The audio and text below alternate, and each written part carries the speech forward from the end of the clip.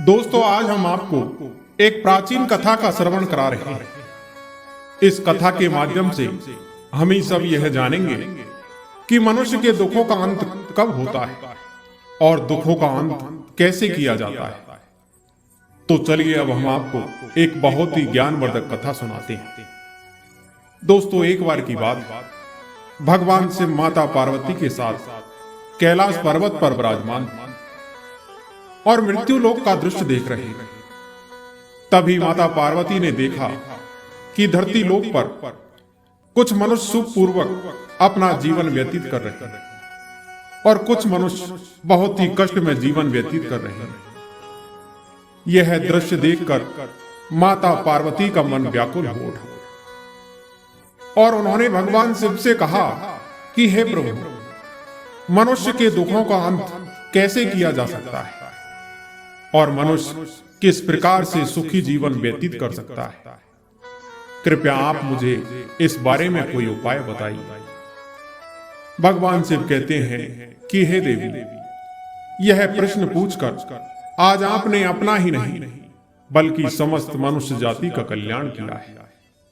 देवी, आज मैं आपको आपके प्रश्न का उत्तर एक बहुत ही अद्भुत कथा के माध्यम से देने जा रहा हूं, जिसे सुनकर आपको आपके प्रश्न का उत्तर मिल जाएगा। कथा सुनाते हुए भगवान शिव कहते हैं, देवी, द्वापर युग में चंद्रपुरी नाम का एक राज्य था। उस राज्य में सुखदेव नाम का एक राजा शासन किया करता था। राजा सुखदेव के शासन काल में सारे राज्य में चारों तरफ सुख शांति थी। राजा सुखदेव बहुत ही धर्मप्रिय और कर्तव्यनिष्ठ राजा था। एक दिन राजा सुखदेव जंगल से शिकार खेलकर अपने राज्य को वापस लौट रहे थे। तभी रास्ते में उनकी नजर एक छोटे से बालक पर पड़ी। वह बालक एक जलती हुई चिता के पास खड़ा था। बालक को देखकर राजा सुखदेव अपने घोड़े से नीचे उतरे और उस बालक के पास जाने लगे। जब राजा उस बालक के नजदीक पहुंचे तो उन्होंने सुना कि वह बालक चिता के सामने खड़ा होकर कह रहा था कि माता, मैं आपकी सौगंध खाकर कहता हूं कि मैं भी एक दिन बहुत बड़ा आदमी बनूंगा और आपके देखे हुए सभी सपनों को पूरा करूंगा। इतना कहकर वह बालक जोर जोर से विलाप करने लगा। तभी राजा सुखदेव उसके पास पहुंचे और पूछा, बेटा, तुम कौन हो और इस सुनसान जंगल में अकेले क्या कर रहे हो? राजा की आवाज सुनकर वह लड़का बहुत डर गया और घबराकर वहां से भागने लगा। तभी राजा सुखदेव ने कहा, ठहरो बालक, मैं तुम्हें मारने नहीं आया हूं। मैं चंद्रपुरी राज्य का राजा हूं। क्या तुम मुझे बता सकते हो कि तुम कौन हो? उस राजा की बात सुनकर उस लड़के ने कहा कि महाराज, मेरी मां और मैं इस सुनसान जंगल में अकेले ही रहते थे। एक दिन अचानक से मेरी मां की तबीयत खराब हो गई और वह मृत्यु को प्राप्त हो गई। किंतु मृत्यु से पहले मेरी मां ने मुझे बताया था कि मेरे दादाजी का नाम सेठ हरिदास है और वह देवघर राज्य के एक बहुत ही धनवान सेठ है। मेरी मां एक बहुत ही गरीब परिवार से थी, इसलिए मेरे दादाजी उन्हें पसंद नहीं करते थे, क्योंकि दहेज में वह अपने साथ मायके से कुछ लेकर नहीं आई। जैसे तैसे मां और पिताजी अपना जीवन व्यतीत कर रहे थे। तभी उनके जीवन में एक भयानक घटना घटित होती है और विवाह के कुछ दिनों बाद ही हमारे पिताजी की सड़क दुर्घटना में मृत्यु हो गई। जब यह खबर मेरे दादाजी को पता चली तो उन्होंने मेरी मां को उल्टा मनहूस औरत कहते हुए बहुत ताने मारकर, धक्के मारकर घर से बाहर निकलवा दिया।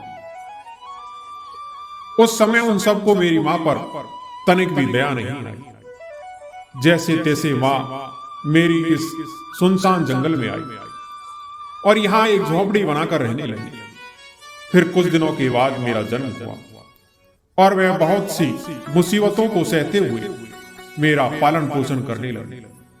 जब मैं थोड़ा बड़ा हुआ तो एक दिन मेरी मां ने मुझे अपने पास बुलाया और मुझसे कहा कि बेटा, तुम मेरी तरह इस गरीबी में अपना जीवन व्यतीत मत करना, क्योंकि गरीबों के लिए गरीबी एक अभिशाप है। तुम इस गरीबी से बाहर निकलना और एक धनवान व्यक्ति बनकर मेरा यह सपना पूरा करना। यह शब्द कहते ही मेरी मां के प्राण निकल गए। मेरी मां के जीवित रहते हुए मैं उनसे बड़ा आदमी बनने का वादा नहीं कर पाया, इसलिए उनकी चिता के समीप खड़ा होकर इस वादे को पूरा करने के लिए वचन दे रहा हूं। लड़के की बात सुनकर राजा सुखदेव ने कहा कि बेटा, आपके माता पिता के साथ बहुत गलत हुआ, परंतु तुम इस जंगल में रहकर धनवान आदमी कैसे बनोगे? धनवान बनने के लिए तो तुम्हें कोई काम करना पड़ेगा, और तुम इस जंगल में रहकर ऐसा कौन सा काम करोगे? फिर राजा लड़के से कहते हैं कि बालक, क्या तुम हमारे साथ हमारे राज्य में चलना चाहोगे? यदि तुम हमारे साथ चलोगे तो मैं तुम्हारी मदद करूंगा, जिससे तुम धनवान आदमी बन सकोगे। फिर उस लड़के ने काफी देर सोचने के बाद राजा सुखदेव की बात मान ली और उनके साथ राजमहल में जाने के लिए तैयार हो गया, और राजा सुखदेव के साथ उनके राजमहल की तरफ चल दिया। राजमहल में पहुंचने पर रानी ने पूछा कि महाराज, यह बालक कौन है और आप इसे राजमहल में किस लिए लेकर आए? रानी की बात सुनकर राजा सुखदेव ने कहा कि इस बालक का नाम प्रताप है, और आज से यह हमारे महल में रहेगा और राजगुरु से शिक्षा ग्रहण करेगा। रानी ने जब राजा की यह बात सुनी तो मन ही मन सोचने लगी कि पता नहीं महाराज भी कैसे कैसे लोगों को उठाकर महल में ले आते। अब इन्हें कोई कौन समझाए कि यह महल है, कोई गरीबों को अनाथालय नहीं। राजा ने अपनी रानी से पूछा कि आप किस सोच में पड़ गई? क्या आपको इस बालक के आने से कोई समस्या है? तो रानी ने कहा, नहीं महाराज, यह तो हमारे बच्चों की तरह है। आप आज्ञा दीजिए, हम इस बालक के लिए क्या कर सकते हैं? राजा सुखदेव ने कहा कि आज से यह बालक तुम्हारी छत्र छाया में पलेगा, और अब से यह बालक हमारे राजकुमार और राजकुमारी की तरह ही रहेगा। अब तुम्हें इसका भी ध्यान रखना होगा। रानी ने कहा, जैसी आपकी आज्ञा महाराज। मैं आज से इस बच्चे का ध्यान अपने बच्चों की तरह रखूंगी। इतना कहकर रानी उस बालक को अपने साथ महल में ले गई और उसे अपने कक्ष में बिठाकर भोजन कराया। प्रताप मन ही मन सोचने लगा कि उसकी कितनी अच्छी किस्मत है कि वह आज जंगल से राजमहल पहुंच गया। उधर दूसरी तरफ रानी सोच रही थी कि इस बालक को कैसे महल से बाहर निकाला जाए। अब तो रानी उस बालक को राजमहल से निकालने के लिए उसके प्रति षड्यंत्र रचने लगी। अगले दिन रानी ने राजकुमार और राजकुमारी और उस बालक को खाने के लिए भोजन परोसा, लेकिन रानी ने राजकुमार और राजकुमारी को सोने की थाली में भोजन परोसा और प्रताप को पत्तल पर भोजन परोसा। रानी का उसके प्रति यह भेदभाव देखकर वह नाराज हो गया और उसने गुस्से से कहा कि मैं इस पत्तल पर खाना नहीं खाऊंगा। रानी ने पूछा कि तुम पत्तल पर भोजन क्यों नहीं करोगे? तो प्रताप ने रानी से कहा कि महारानी, जो आपने मेरे साथ यह भेदभाव किया है वह मुझे अच्छा नहीं लगा। आपने राजकुमार और राजकुमारी को सोने की थाली में खाना परोसा और मुझे इस पत्तल में। दोस्तों, प्रताप की यह बात सुनकर रानी को क्रोध आ गया और वह गुस्से से बोली कि यदि तुम्हें इस पत्तल में ही भोजन मिलेगा, खाना चाहोगे तो खाओ, वरना यहां से चले जाओ। इतना सुनकर प्रताप ने गुस्से से कहा कि वह तब तक भोजन नहीं करेगा जब तक कि उसे आदर और सम्मान के साथ सोने की थाली में भोजन नहीं परोसा जाएगा। फिर वह बालक रानी से नाराज होकर राजमहल से चला गया और उसी जंगल की ओर लौट गया जहां से वह आया था।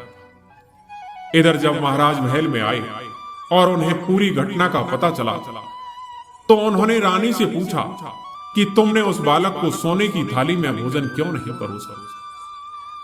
फिर रानी ने बात बताते हुए कहा कि स्वामी, मैं तो उस बालक के धैर्य की परीक्षा ले रही, किंतु वह तो बहुत ही घमंडी और दुष्ट है। इसके अलावा उसके अंदर कोई और विशेषता नहीं। यदि वह ऐसा करेगा तो वह अपने जीवन में कभी भी सफल नहीं हो पाएगा और इधर उधर भटकता रहेगा। रानी की यह बात सुनकर राजा सुखदेव को क्रोध आ गया और उन्होंने क्रोधित होकर कहा कि महारानी, तुमने उस बालक के साथ बहुत गलत व्यवहार किया है। वह तो अभी बच्चा है, उसे अपमान महसूस हुआ होगा, इसलिए उसने पत्तल पर भोजन नहीं किया। फिर राजा ने अपने सैनिक को बुलाया और आदेश दिया कि जाओ उस बालक को मेरे पास लेकर आओ, ऐसा ना हो कि वह महल से चला जाए। तभी रानी ने कहा कि वह महल का सुख वैभव छोड़कर कहीं नहीं जाएगा। आगे भगवान शिव कहते हैं, देवी, उस सैनिक ने सारे महल में उस बालक को ढूंढा, किंतु वह बालक उस सैनिक को नहीं मिला। वह सैनिक राजा के पास गया और उसने कहा, महाराज, मैंने सारे राजमहल में उस बालक को खोजा, परंतु वह मुझे कहीं नहीं मिला। फिर राजा सुखदेव ने सोचा, अवश्य वह बालक जंगल में अपनी झोपड़ी में वापस चला गया होगा। राजा ने सैनिक को आदेश दिया कि जाओ मेरा घोड़ा तैयार करके करो। राजा का आदेश मिलते ही सैनिक ने घोड़ा तैयार किया। रानी यह सब देखकर बहुत परेशान हो रही थी और राजा को समझाने की बहुत कोशिश की, परंतु राजा ने रानी की एक भी बात नहीं मानी और अपने घोड़े पर सवार होकर जंगल की तरफ निकल पड़े। जंगल में जाकर वह उस बालक को खोजने लगे, किंतु वह नहीं मिला। राजा सुखदेव कई वर्षों तक उसे खोजते रहे, परंतु वह फिर भी नहीं मिला। अंत में थक हार कर राजा अपने महल में वापस लौट आते। उधर वह बालक एक बड़ा हो चुका था। जब वह बालक राजमहल से वापस जंगल जा रहा था तो रास्ते में उसे गंगा नदी मिली। वह पानी पीने के लिए गंगा जी के किनारे गया तो उसे एक आश्रम दिखाई दिया। उस आश्रम में कश्यप मुनि रहा करते थे। वह बहुत ही दयालु और करुणा प्रिय थे। जब भी कोई यात्री उस आश्रम के पास से गुजरता तो महर्षि कश्यप उसे बुलाकर उसका स्वागत करते और उसे अपने आश्रम में ठहरने के लिए उचित स्थान प्रदान करते। यात्री उनके सरल स्वभाव से प्रसन्न होकर उनकी कुटिया में विश्राम करते, उसके बाद उन्हें प्रणाम करके अपने गंतव्य स्थान के लिए चले जाते। इस प्रकार महर्षि कश्यप उस आश्रम के पास से गुजरने वाले यात्रियों की सेवा किया करते। भगवान शिव कहते हैं, देवी, एक दिन प्रताप भटकते भटकते इसी आश्रम के पास पहुंचा। प्रताप को देखकर मुनि कश्यप बोले, पुत्र, तुम कौन हो और इस घने जंगल में अकेले क्या कर रहे हो? तुम्हारे साथ कोई और नहीं है क्या? महर्षि कश्यप के पूछने पर प्रताप ने अपनी सारी राम कथा महर्षि कश्यप को सुना दी। फिर महर्षि कश्यप ने प्रताप से कहा, तो तुम धनवान आदमी बनना चाहते हो? फिर महर्षि कश्यप ने कहा कि हे पुत्र, यहां इस जंगल में रहकर तुम धनवान आदमी कैसे बन सकते हो? धनवान व्यक्ति बनने के लिए मनुष्य को कठोर मेहनत करनी पड़ती है और ज्ञान की भी आवश्यकता होती है, परंतु ज्ञान तो विद्या ग्रहण करने से आता है। फिर प्रताप ने कहा, हे मुनिवर, मैं विद्या कैसे प्राप्त करूं? मेरे पास तो शिक्षा प्राप्त करने के लिए कोई धन भी नहीं और मुझे मुफ्त में शिक्षा कौन देगा? महर्षि कश्यप ने कहा, बेटा, यदि तुम सच्चे मन से शिक्षा प्राप्त करना चाहते हो तो मेरे आश्रम में रहकर तुम विद्या प्राप्त कर सकते हो। यह सुनकर प्रताप के मन को थोड़ी राहत मिली और फिर उसने कहा कि हे मुनिवर, मैं आपको वचन देता हूं कि आप मुझे जो भी काम करने को कहेंगे मैं उसे अवश्य करूंगा। मैं आपकी सभी आज्ञा का पालन करूंगा। प्रताप ने कहा, हे मुनिवर, अब आप मुझे अपनी शरण में ले लीजिए और मुझे ज्ञान देकर मेरे इस मानव रूपी जन्म को सार्थक बना दीजिए। प्रताप के इस प्रकार प्रार्थना करने पर महर्षि कश्यप ने उन्हें अपना शिष्य बना लिया और उससे कहा कि हे पुत्र, तुमसे जितना हो सके तुम दूसरों की मदद करो क्योंकि दूसरों की सहायता करना ही मानवता की सच्ची सेवा है और यही मनुष्य का पहला धर्म है। फिर प्रताप ने कश्यप मुनि की सच्चे मन से सेवा भक्ति की और उनके साथ ज्ञान अर्जित करने लगे। कश्यप मुनि प्रताप को रोज नई नई बातें बताते। अब तो प्रताप को शिक्षा ग्रहण करते हुए 5 वर्ष बीत चुके थे और वह कश्यप मुनि की कृपा से अत्यंत ही बुद्धिमान और पवित्र चरित्र वाला व्यक्ति बन चुका था। एक दिन कश्यप मुनि ने प्रताप से कहा कि पुत्र, आज तुम्हारी शिक्षा पूरी हो चुकी है, अब तुम स्वतंत्र रूप से अपना जीवन व्यतीत कर सकते हो। तभी प्रताप ने हाथ जोड़कर कहा कि हे मुनिवर, मैं आपकी शिक्षा का मूल्य कैसे चुका पाऊंगा, मैं तो आपका आभारी हूं। तो कश्यप मुनि ने मुस्कुराते हुए कहा, बेटा, शिक्षा का कोई मूल्य नहीं होता, यह तो अमूल्य है और मुझे गर्व है कि तुम मेरे सबसे योग्य और बुद्धिमान शिष्य हो। अपनी बुद्धि का प्रयोग करके तुम कठिनाइयों से भी सफलता प्राप्त कर सको, यह है मेरा आशीर्वाद। अब तुम एक आदर्श पुरुष के रूप में बदल चुके हो। फिर प्रताप ने पूछा कि हे मुनिवर, अब मुझे आगे क्या करना चाहिए। महर्षि कश्यप ने प्रताप के इस प्रश्न का उत्तर देते हुए कहा कि हे पुत्र, अभी तुम नवयुवक हो, तुम्हारे सामने तो सारा जीवन पड़ा है, इसलिए अब तुम्हें कोई कार्य करके अपना जीवन यापन करना होगा। इसलिए अब तुम इस जीवन रूपी कुरुक्षेत्र में सफल योद्धा बनकर उतर जाओ और अपने सपने पूरा करो और एक अच्छे आदमी की तरह अपना जीवन यापन करो। फिर प्रताप ने कश्यप मुनि की बात मानकर चंद्रपुरी राज्य में जाने का निश्चय किया।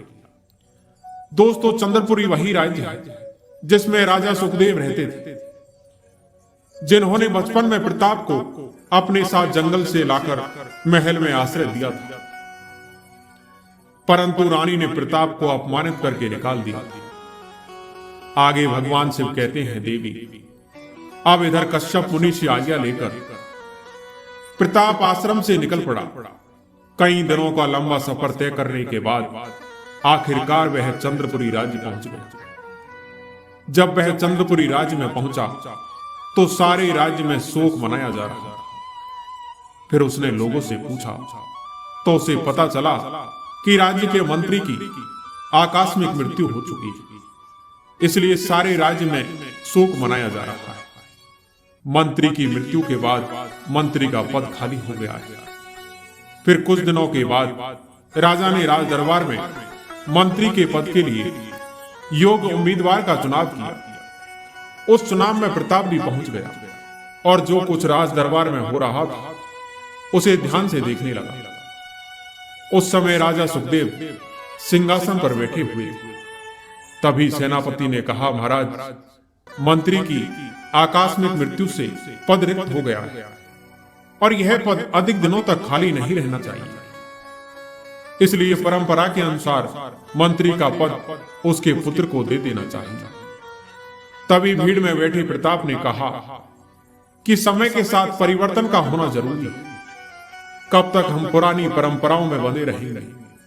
इसलिए मेरा यह सुझाव है कि इन पुरानी परंपराओं को बदलना ही समझदारी है। फिर प्रताप ने कहा कि महाराज, मेरा नाम अभय है और मैं मंत्री के पद के लिए अपना नाम पेश करना चाहता हूं। दोस्तों, प्रताप ने अपना नाम अभय बताया ताकि राजा सुखदेव उसे पहचान ना सके। फिर आगे प्रताप ने कहा कि महाराज, आप जैसा चाहें मेरी परीक्षा ले सकते हैं। यदि मैं आपकी परीक्षा में सफल हो जाता हूं तो आप मंत्री के पद पर नियुक्त कर सकते हैं। यदि मैं आपकी परीक्षा में असफल रहा तो आप मुझे जो सजा देना चाहें दे सकते हैं।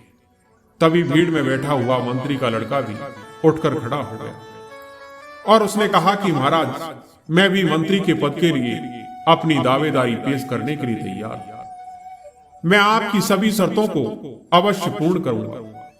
फिर राजा सुखदेव ने कहा कि जब तुम हमारे द्वारा ली गई परीक्षा में उत्तीर्ण हो जाओगे, हम तुम दोनों की परीक्षा लेंगे और जो भी इस परीक्षा में उत्तीर्ण होगा उसे हम चंद्रपुरी राज्य का मंत्री बनाएंगे। इतना कहकर राजा सुखदेव ने अपने एक सैनिक को अपने पास बुलाया और उससे कहा कि जो राजकोष में सोने के म्यान में 2 तलवारें रखी हैं, उन्हें तुरंत राज दरबार में लेकर आओ। राजा का आदेश पाकर सैनिक तुरंत राजकोष में रखी हुई 2 सोने की तलवार ले आए और राजा को दे दिया। फिर राजा सुखदेव ने उन तलवारों को मंत्री की लड़की और प्रताप के हाथों में देते हुए कहा कि प्रताप, तुम दक्षिण दिशा में मध्य देश के राजा वीरभद्र को यह तलवार उपहार में देकर आओ।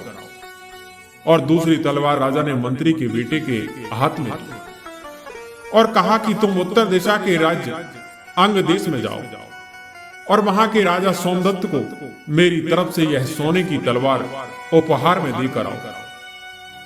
आगे भगवान शिव कहते हैं, देवी, राजा का आदेश पाते ही प्रताप और मंत्री का लड़का दोनों इस समय तलवारें लेकर अपनी अपनी दिशाओं की ओर चल दी।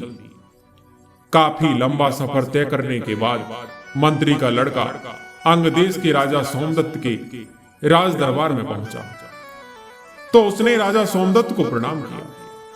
फिर उसने कहा कि हे राजन, मुझे चंद्रपुरी के राजा सुखदेव ने आपके लिए यह सोने की तलवार उपहार स्वरूप भेजी है। कृपया आप इस उपहार को स्वीकार कीजिए। राजा सोमदत्त ने उस उपहार स्वरूप सोने की तलवार को ले लिया और उसे म्यान से बाहर निकाला तो देखा कि तलवार की नोक पर लाल रंग लगा हुआ है। राजा सोमदत्त तलवार की नोक पर लाल रंग देखकर आश्चर्यचकित हो गए और उन्होंने मंत्री के लड़के से पूछा कि हे दूत, इस तलवार की नोक पर लाल रंग क्यों लगा है? इसका क्या अर्थ है? यह प्रश्न सुनकर मंत्री के लड़के ने मन ही मन सोचा कि तलवार की नोक पर लगे हुए इस लाल रंग का क्या मतलब हो सकता है, मैं नहीं जानता। फिर भी उसने हिम्मत करते हुए राजा सोमदत्त को जवाब दिया कि हे राजन, लाल रंग का रहस्य यह है कि आप हमारे महाराज की अधीनता स्वीकार कीजिए। यदि आप इस तलवार को स्वीकार नहीं करेंगे तो यह उनका अपमान होगा। मंत्री के लड़के की यह बात सुनकर राजा सोमदत्त को गुस्सा आ गया और उन्होंने क्रोधित होकर अपने सेनापति से कहा, सेनापति, चंद्रपुरी के राजा सुखदेव की इतनी हिम्मत कि वह हमें इस प्रकार से चुनौती दे जाए और इसी समय चंद्रपुरी राज्य पर आक्रमण करने के लिए सेना तैयार करो। इधर राजा सोमदत्त का आदेश मिलते ही सेनापति आक्रमण करने के लिए तैयारी करने लगा। जब राजा सोमदत्त की यह बात मंत्री के लड़के ने सुनी तो वह भयभीत हो गया और वह घबरा कर वहां से चला गया। दूसरी ओर जब प्रताप मध्य देश के राजा वीरभद्र के दरबार में पहुंचा तो उसने सबसे पहले राजा वीरभद्र को बड़े ही विनम्र भाव से प्रणाम किया। फिर उसने कहा कि महाराज, चंद्रपुरी के राजा सुखदेव ने आपके लिए उपहार स्वरूप यह स्वर्णिम तलवार आपको भेंट की, कृपया आप इसे स्वीकार करें। राजा वीरभद्र ने दूत से वह तलवार ले ली और फिर उसे म्यान से बाहर निकाला तो देखा कि तलवार की नोक पर लाल रंग लगा हुआ था। लाल रंग देखकर राजा वीरभद्र के मन में सवाल उठने लगे। फिर राजा वीरभद्र ने प्रताप से पूछा कि हे दूत, इस तलवार की नोक पर लाल रंग क्यों लगा है और इसका क्या मतलब है? इधर लाल रंग देखकर प्रताप भी गहरी सोच में पड़ गया। फिर उसने काफी विचार करने के बाद कहा कि महाराज, हमारे राजा आपका बहुत सम्मान करते हैं। यह तलवार इस सम्मान का प्रतीक है। तलवार की नोक पर लाल रंग लगे होने का मतलब है कि हमारे राजा ने आपको तिलक लगाया है और मैं आपकी मित्रता के लिए किसी भी हद तक जा सकते हैं। प्रताप के मुख से ऐसी बातें सुनकर राजा वीरभद्र प्रसन्न हो गए और उन्होंने प्रताप को खूब आदर सम्मान किया और फिर प्रताप से कहा कि हे दूत, मैं यह सोने की तलवार राजा सुखदेव की मित्रता के रूप में स्वीकार करता हूं और उनका हमारे प्रति इतना प्रेम भाव देखकर मैं उनका धन्यवाद करता हूं। मैं पूरी कोशिश करूंगा कि आपका राजा का सच्चा मित्र बनूं। आपसे मैं उनके सुख दुख में हमेशा समर्पित रहूंगा। इतना कहकर राजा वीरभद्र ने प्रताप को उपहार के रूप में सेना की एक टुकड़ी और बहुत सारे बहुमूल्य उपहार भेंट किए। फिर प्रताप राजा वीरभद्र की आज्ञा लेकर चंद्रपुरी राज्य की ओर चल पड़ा। कुछ दिनों का सफर तय करने के बाद मंत्री का लड़का और प्रताप चंद्रपुरी राज्य पहुंच गए। दोस्तों, उधर अंगदेश की सेना अपने सेनापति के साथ चंद्रपुरी राज्य की ओर आक्रमण करने के लिए कूच कर देती है और इधर प्रताप और मंत्री का लड़का जब राज दरबार में राजा सुखदेव के सामने उपस्थित हुए तो राजा सुखदेव ने मंत्री के लड़के से पूछा कि मंत्री, तुम्हें मैंने जो तलवार दी थी उसकी नोक पर लाल रंग लगा हुआ था। राजा सोमदत्त ने उस तलवार को लाल रंग लगे होने का कारण पूछा होगा। तुमने उन्हें इसका क्या उत्तर दिया? राजा की यह बात सुनकर मंत्री के लड़के ने राजा सुखदेव को सारी बात विस्तार से बता दी। राजा ने क्रोधित होकर कहा, अरे मूर्ख, यह तुम क्या कह रहे हो? राजा सोमदत्त हमारे राज्य पर आक्रमण करने वाला है। तभी राजा सुखदेव का एक सैनिक आता है और राजा को प्रणाम करते हुए कहता है कि महाराज, अंगदेश की विशाल सेना हमारे राज्य पर आक्रमण करने के लिए चली आ रही है। यह खबर सुनकर राजा सुखदेव बहुत चिंतित हो उठे और उन्होंने तुरंत सभा को एकत्रित होने का आदेश दिया। तभी वहीं पर खड़े हुए प्रताप ने कहा कि महाराज, आप बिल्कुल भी चिंता मत कीजिए। जब मैं मध्य देश के राजा वीरभद्र को तलवार की नोक पर लगे हुए लाल रंग के विषय में जानकारी दी तो उन्होंने खुश होकर आपको उपहार स्वरूप अपनी सेना की एक टुकड़ी मेरे साथ रवाना कर दी। वह टुकड़ी अब भी महल के बाहर खड़ी है और वह पूरी तरह से अस्त्र शस्त्र से सुसज्जित है। कृपया आप अपने सेनापति को आदेश दें कि वह उस सेना को लेकर अपने साथ जाए और अंगदेश की सेना से युद्ध करे और उसे रोक कर रखे। तब तक हमारे राज्य की सेना तैयार हो जाएगी। उसके बाद आप राजा सोमदत्त की सेना पर दोनों तरफ से आक्रमण कर देगा। ऐसा करने से निश्चय ही आपकी जीत होगी। प्रताप का यह सुझाव राजा सुखदेव को अच्छा लगा और उन्होंने प्रताप के बताए अनुसार अंगदेश की सेना पर आक्रमण कर दिया। कई दिनों तक युद्ध हुआ और अंत में राजा सुखदेव की विजय हुई। आगे भगवान शिव कहते हैं, देवी, युद्ध जीतने के बाद राजा सुखदेव ने प्रताप और मंत्री के लड़के को दरबार में बुलाया और फिर प्रताप रूपी अभय से कहा कि अभय, आज यह युद्ध में तुम्हारी चतुराई और सलाह से जीत पाया हूं, इसलिए आज हम तुमसे प्रसन्न होकर तुम्हें चंद्रपुरी राज्य का मंत्री नियुक्त करते हैं। तभी साथ में खड़े मंत्री के लड़के ने कहा कि महाराज, यह तो मेरे साथ अन्याय है। आपने हम दोनों को एक ही जैसी भेंट देकर दोनों राजाओं के पास भेजा था। मैंने तो आपके कहे अनुसार ही कार्य किया। तभी राजा सुखदेव मंत्री के लड़के को उत्तर देते हुए कहते हैं कि मंत्री पुत्र, मैंने तुम दोनों को एक ही जैसी तलवार दी थी, किंतु तुम दोनों ने अपनी अपनी बुद्धि से उस भेंट का अलग अलग अर्थ निकाला। अभय ने बुद्धिमानी से काम लिया, जबकि तुमने अपनी मूर्खता से अंग देश के राजा को सदैव के लिए हमारा शत्रु बना दिया और हम दोनों के बीच के आपसी संबंध को भी खराब कर दिया। अगर मैंने तुम्हें अपना मंत्री बना दिया तो तुम अपनी गलत सलाह से सभी राज्यों से हमारी शत्रुता करवा दोगे। अब तुम ही बताओ कि हम तुम्हें चंद्रपुरी का मंत्री कैसे बना सकते हैं। राजा सुखदेव की यह बात सुनकर मंत्री का लड़का दरबार से सिर झुकाकर चुपचाप बाहर निकल गया। उसके बाद राजा सुखदेव ने भरे दरबार में घोषणा की कि आज से हम अभय को चंद्रपुरी राज्य का मंत्री नियुक्त करते हैं। इसके बाद राजा ने अभय के मंत्री बनने की खुशी में राजमहल में भव्य भोज का आयोजन किया और उस भोज में मंत्री बने अभय को भी भोजन पर आमंत्रित किया। इस भोज में महारानी ने महाराज और अपने पुत्र को सोने की थाली में भोजन परोसा और अभय को चांदी की थाली में भोजन परोसा। तभी अभय ने कहा, क्षमा करें महाराज, मैं भोजन इस चांदी की थाली की अपेक्षा सोने की थाली में करना पसंद करूंगा, क्योंकि मुझे चांदी की थाली में भोजन करना पसंद नहीं। अभय की बात सुनकर राजा सुखदेव ने कहा, ठीक है, हम आपके लिए सोने की थाली का प्रबंध किए देते हैं। फिर राजा के कहने पर रानी ने अभय को सोने की थाली में भोजन परोस दिया। तभी मंत्री बने प्रताप ने कहा, देखिए महारानी जी, वह दिन आ ही गया जिसके बारे में मैंने आपसे कहा था। प्रताप की यह बात सुनकर रानी ने पूछा कि मंत्री जी, आप क्या कह रहे हैं?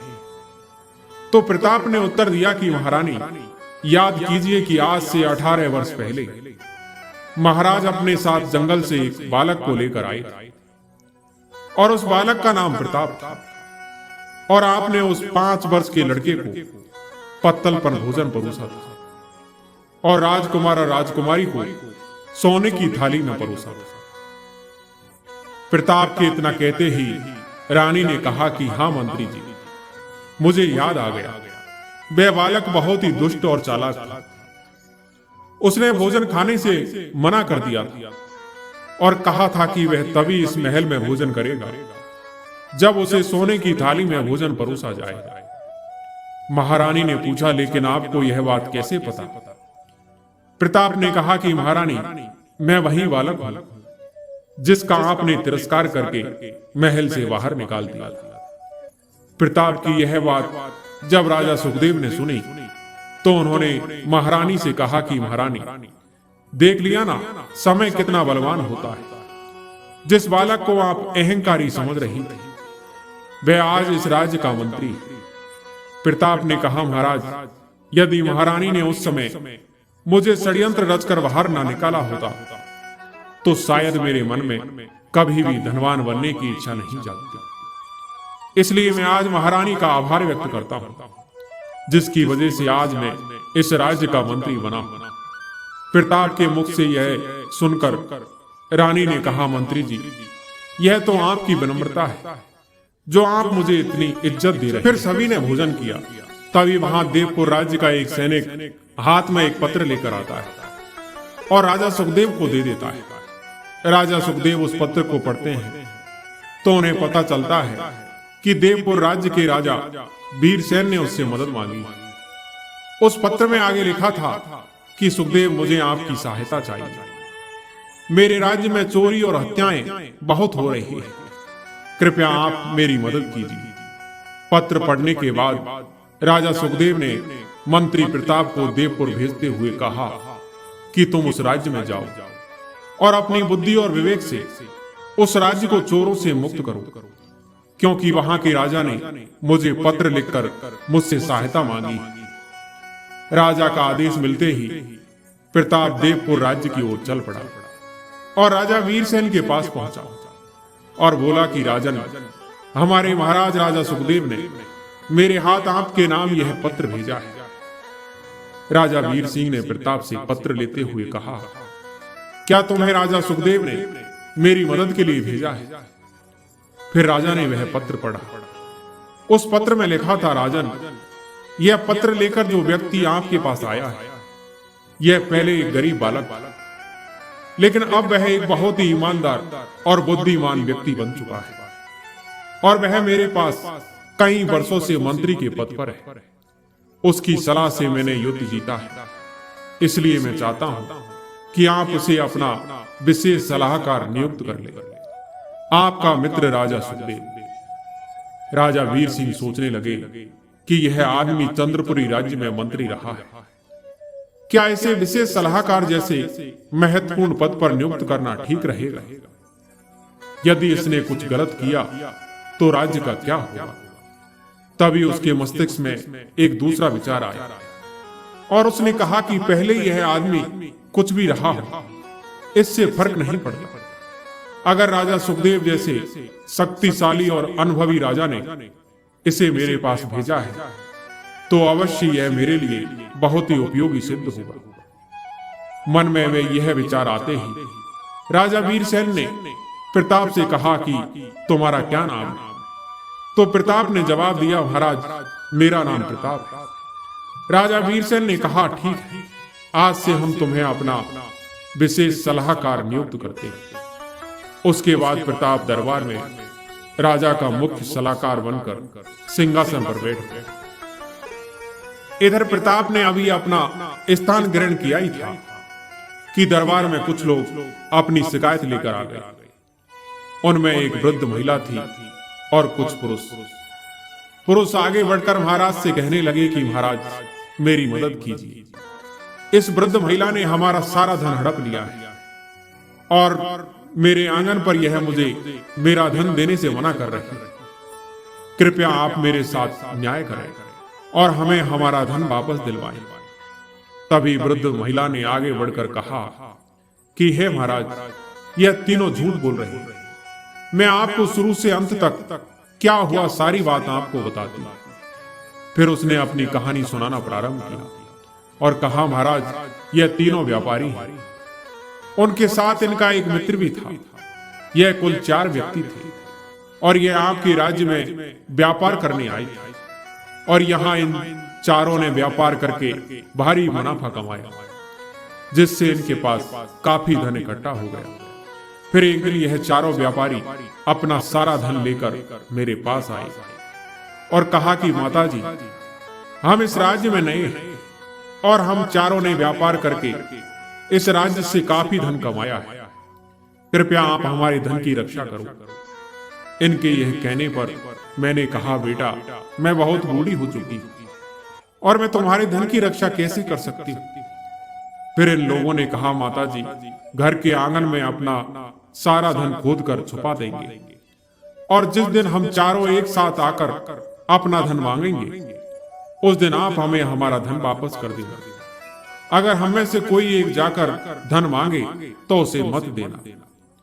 मैंने कहा, यह तो बहुत आसान है, पर मेरे लिए क्या है?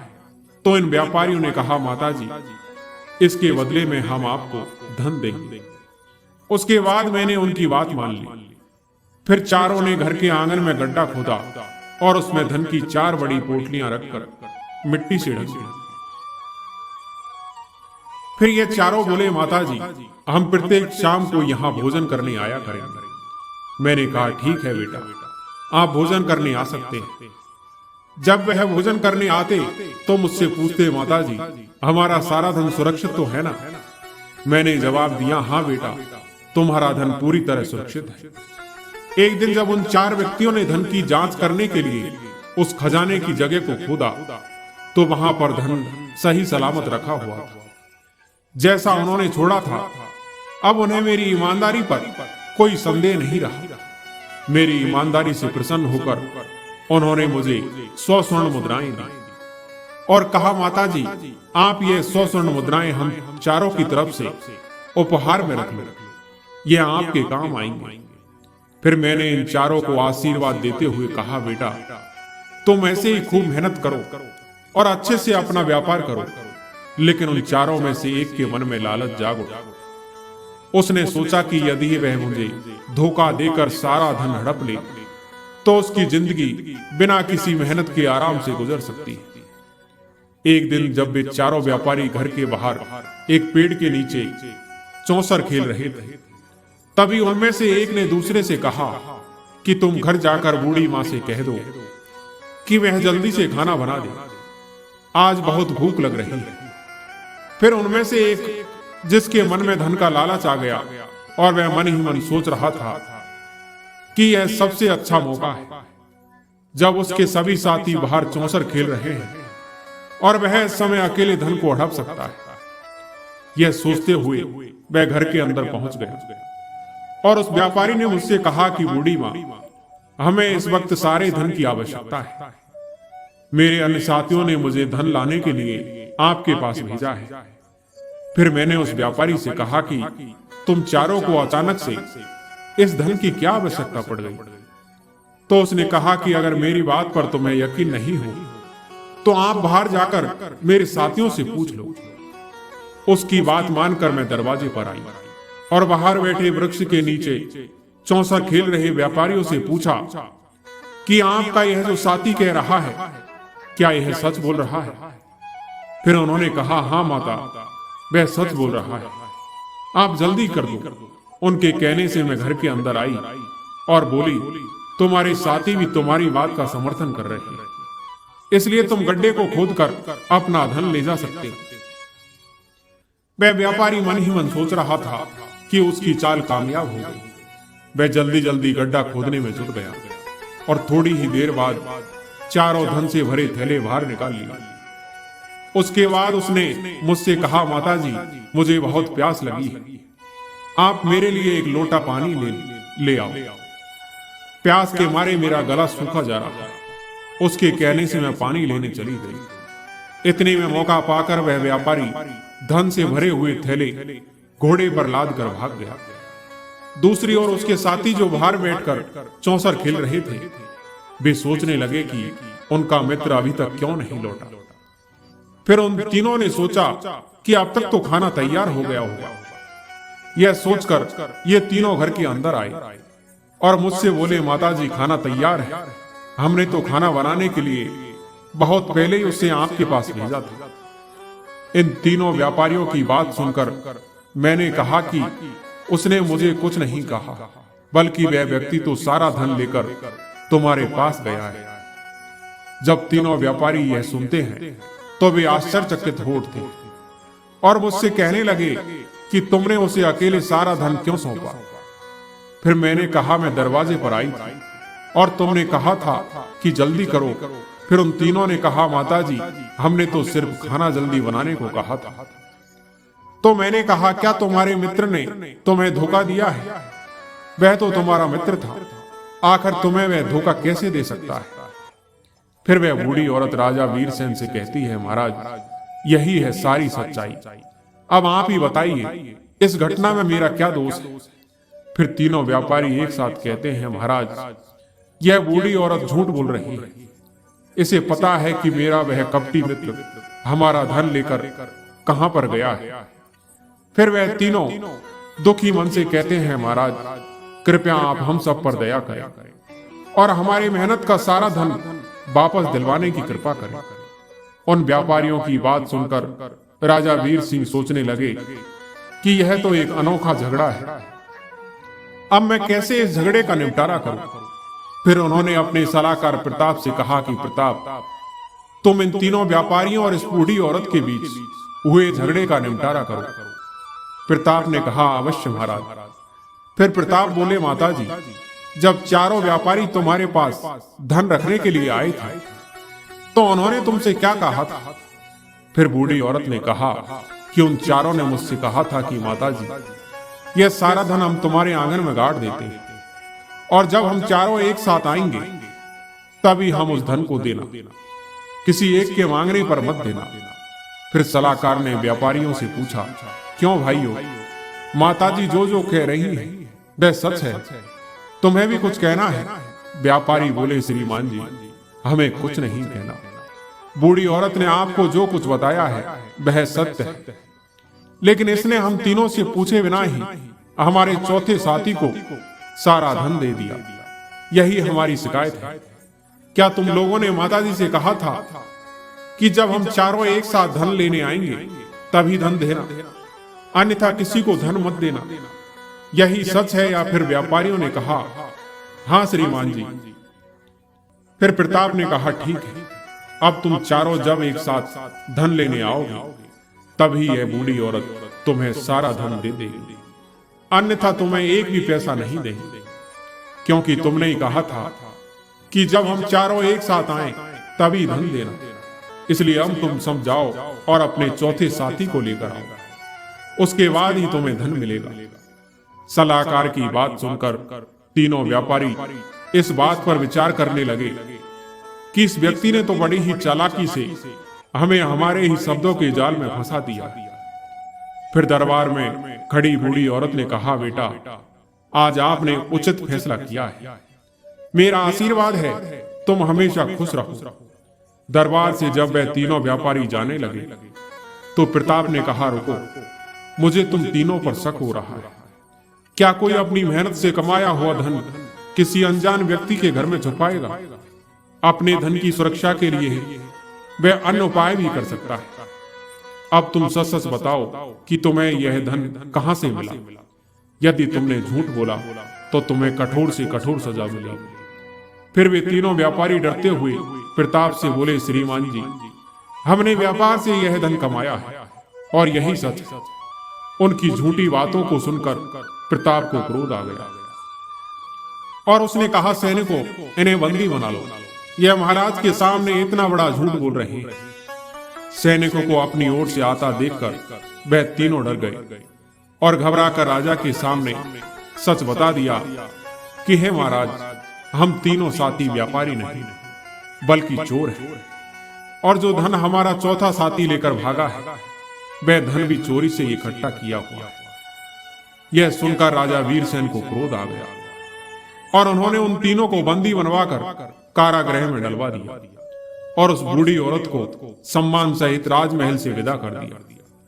फिर राजा वीरसेन ने प्रताप से कहा कि हे प्रताप, तुम सच में बहुत ही बुद्धिमान और चतुर हो। आज तुम अपनी परीक्षा में खरे उतरे हो। मैंने तुम्हें अपना विशेष सलाहकार बनाकर उचित काम किया है। आज मुझे तुम्हारे इस फैसले पर गर्व है। आगे भगवान शिव कहते हैं, देवी, उस दिन के बाद से राजा वीरसेन कोई भी कार्य करने से पहले अपने विशेष सलाहकार से सलाह लेते थे, उसके बाद ही कोई कार्य करते थे।